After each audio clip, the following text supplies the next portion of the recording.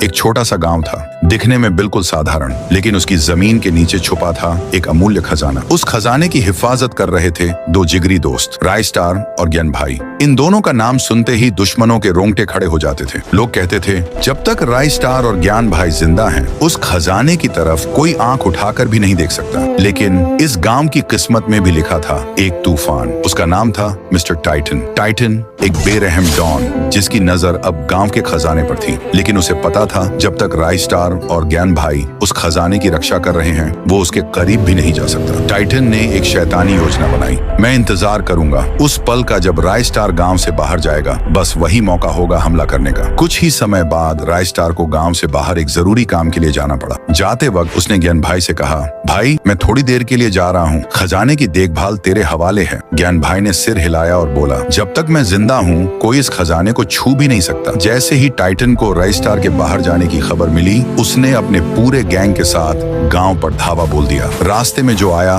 Titan ने उसे बेरहमी से मार गिराया। आखिरकार वो खजाने के सामने पहुंचा, लेकिन तभी ज्ञान भाई सामने आ गया। रुक जा टाइटन, मेरे रहते तू इस खजाने को हाथ नहीं लगा सकता। टाइटन गरजा, हट जा मेरे रास्ते से, वरना अंजाम बुरा होगा। ज्ञान भाई नहीं हटा। टाइटन ने अपनी बंदूक निकाली और गोली चला दी। ज्ञान भाई जमीन पर गिर पड़ा। टाइटन ने सारा खजाना उठवाया और अपनी गाड़ियों में भरवा लिया। कुछ ही देर बाद रायस्टार वापस गांव पहुंचा। चारों तरफ लाशें बिछी हुई थीं, जलते हुए घर, रोते हुए लोग, और तब उसकी नजर पड़ी ज्ञान भाई पर। ज्ञान भाई अंतिम सांसें ले रहा था। किसने किया ये सब? रायस्टार चीखा। ज्ञान भाई ने कांपते हुए हाथ से इशारा किया और बोला, वो टाइटन था। और ये कहते ही ज्ञान भाई ने आखिरी सांस ली। रायस्टार की आंखों में आंसू नहीं, आग थी। जिसने भी ये किया है, मैं यूज छोड़ूंगा नहीं। टाइटन अपने अड्डे में बैठा खजाने की चमक में खोया हुआ था। तभी उसके एक आदमी ने खबर दी, बॉस रायस्टार आ रहा है। टाइटन मुस्कुराया और बोला, बस उसी का इंतजार था। रायस्टार आया,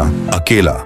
टाइटन चिल्लाया, तेरे दोस्त को मारकर अच्छा किया, अब तेरा भी वही हाल होगा। रायस्टार दहाड़ा, आज तेरा हिसाब पूरा होगा। टाइटन। दोनों के बीच जबरदस्त लड़ाई छिड़ गई। गोलियों की आवाज, बम के धमाके, धुएं और आग से पूरा इलाका गूंज उठा। जब धुआं छंटा, टाइटन जमीन पर पड़ा था और रायस्टार अपने गांव की राजगद्दी जैसी कुर्सी पर बैठा, एक राजा की तरह।